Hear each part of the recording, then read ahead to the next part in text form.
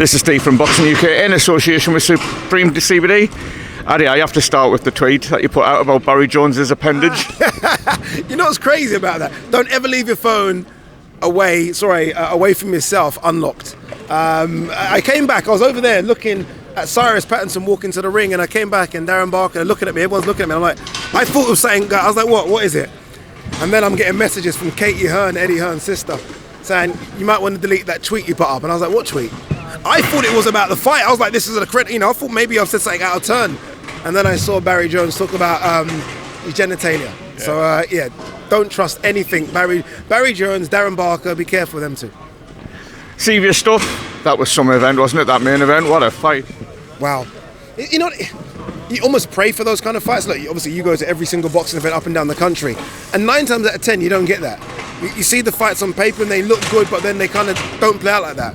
When everyone saw this fight, you weren't thinking it was going to be this. You're thinking that Pattinson will be a bit too fresh and Jenkins a bit too old, and maybe that will be the story of the fight, but no. I mean, look, all the credit really goes to Jenkins, because he's the one that's coming into away territory, and he has to show something that he's not really shown of recent. He looked good against Tyron McKenna, but Pattinson's strong, he's massive for the weight, and Jenkins just said, let's have it. Let's have it. You want to go toe to toe with me? I'm the more experienced. Let's do it. It was incredible.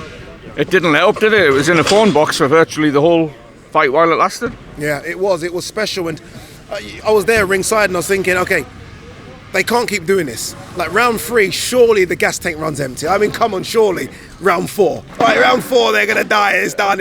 Round 5, round 6. And look, credit to Gary Lockett as well. I mean, this is when you know and understand your fighters. Yeah.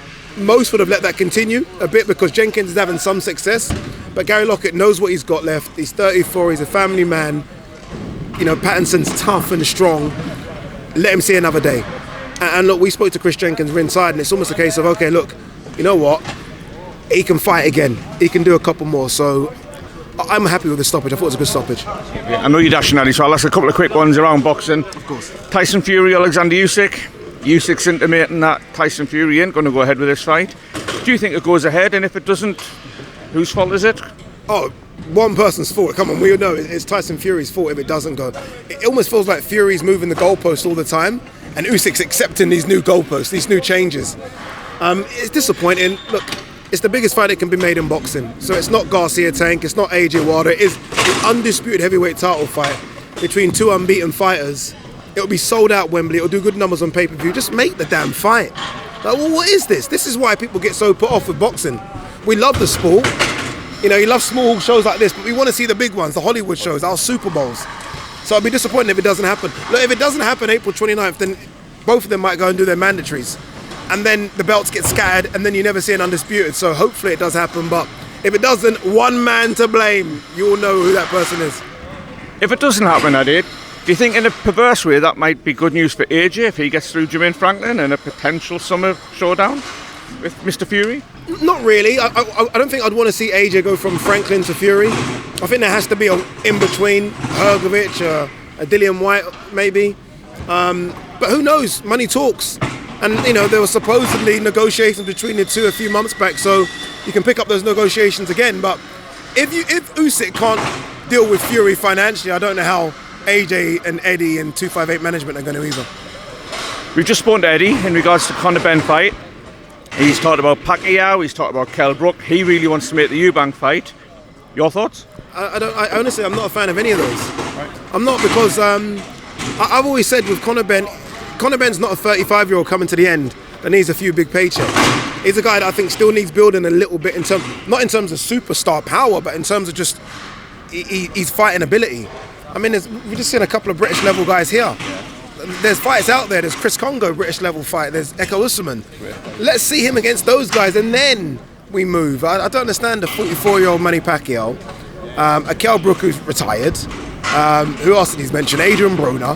Eubank at 160 who's coming off a defeat. Not for me. I want to see him against Echo Usman. I've been saying that for a long time. British and Commonwealth champion. Let Benn beat him, then we know at least that Benn's above that. Right now, it's kind of difficult. Last one, just Dazn, been in the news this week.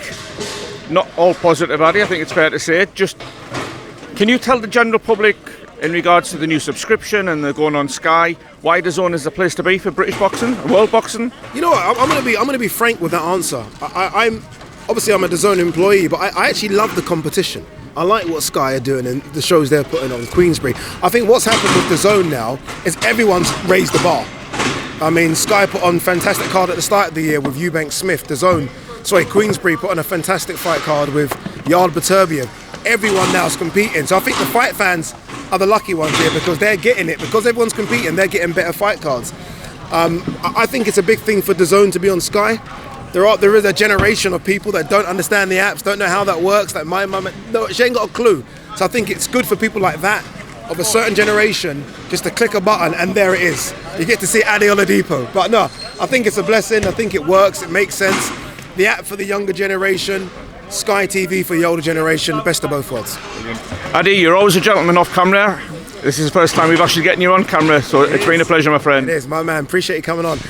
Everton, I just realised I would never have done it. I'm a Liverpool fan. I didn't see this. I didn't see it. Oh my God. No, great having you. Great stuff. Top man. Top man indeed. Cheers.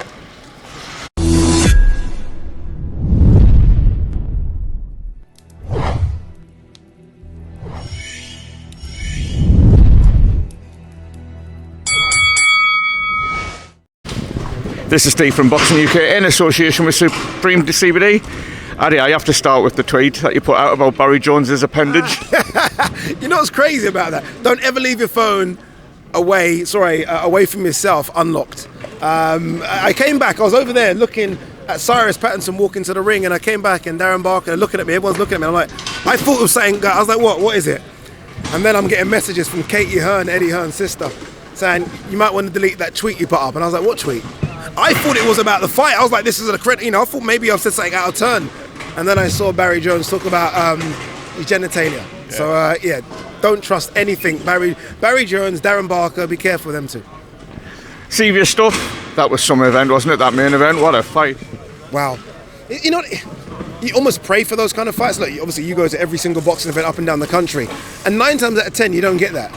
You see the fights on paper and they look good, but then they kind of don't play out like that. When everyone saw this fight, you weren't thinking it was going to be this. You're thinking that Pattinson will be a bit too fresh and Jenkins a bit too old, and maybe that will be the story of the fight, but no. I mean, look, all the credit really goes to Jenkins, because he's the one that's coming into away territory